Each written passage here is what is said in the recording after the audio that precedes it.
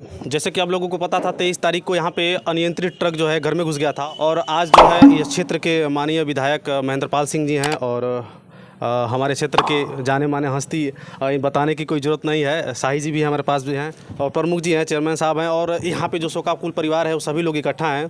तो विधायक जी से बस हम ये जानना चाहते हैं कि अभी जो घटना हुई है उसके बारे में क्या कहना चाहते हैं और परिवार को लेकर के क्या संवेदनाएँ हैं आपके। देखिए, सबसे पहले तो मैं आपको ये बताना चाहता हूँ कि 23 तारीख को जो घटना हुई वो बहुत ही दुखद घटना थी और उसमें दुखद इसलिए थी कि उस परिवार में जो बनवारी जी थे, बनवारी चौधरी, वो विकलांग हैं। लगभग वो 76% से लेके 80% उनका पैर काम नहीं करता है। उनकी पत्नी ही परिवार की आजीविका की साधन थी। उस दुर्घटना में बिमला देवी की जो है वो मृत्यु हो गई। आज वो परिवार जो है ऐसे मुहाने पे खड़ा है कि उस परिवार में पिताजी हॉस्पिटल में हैं, उनके 2 बच्चे हैं और परिवार में कोई नहीं है। तो उसी के निमित्त कि उनका कैसे ये सब काम क्रिया होगा, कैसे उनका आगे का जीवन चलेगा। यहाँ महुआ खुर्द के गांव के लोग यहाँ पर सभी लोग जुटे हुए हैं।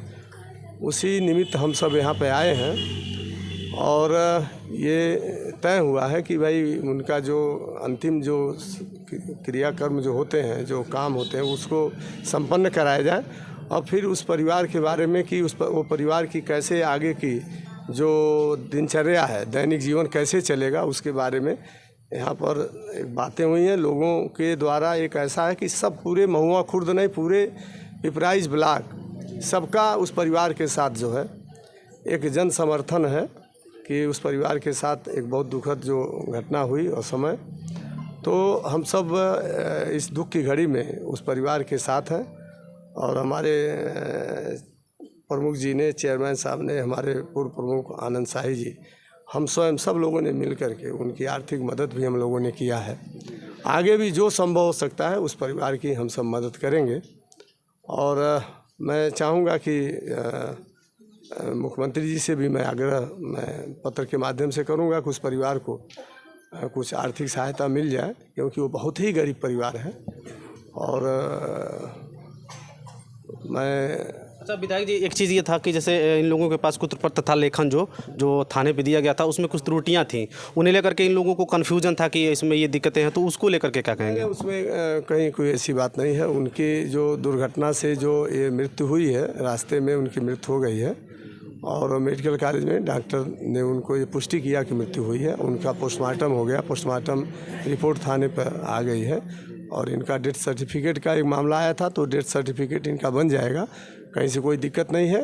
गाड़ी पकड़ी गई है, गाड़ी थाने में गई है और उस पर जो क्लेम बनेगा वो इंश्योरेंस कंपनी जो भी क्लेम बनेगा इनके परिवार। जो मकान इनका ध्वस्त हुआ है उस मकान को लेकर के, मकान जैसे आगे वो जैसे इनका जो विकलांग कोटे से आवास जो ये बन रहा है वो लगभग कंप्लीट हो गया। आगे वो मड़ई उड़ई टीना डाल करके, वो गरीब परिवारों में कह रहा हूँ ना, वो उसमें रहते थे, वो पूरा उसी में थे, वो उसी मड़ई में थे वो। और वहाँ पे जो दुर्घटना हुई तो उनकी मृत्यु हुई। संजोग से जो है पत्नी की मृत्यु हो गई। पिता भी काफ़ी, उनके आंत में काफ़ी चोटें आई हैं। ऑपरेशन हुआ मेडिकल कॉलेज में। इस समय कुछ उनकी स्थिति बेहतर है और मैं समझता हूँ कि ईश्वर की कृपा है, वो बच जाएंगे, लेकिन शरीर से वो विकलांग है।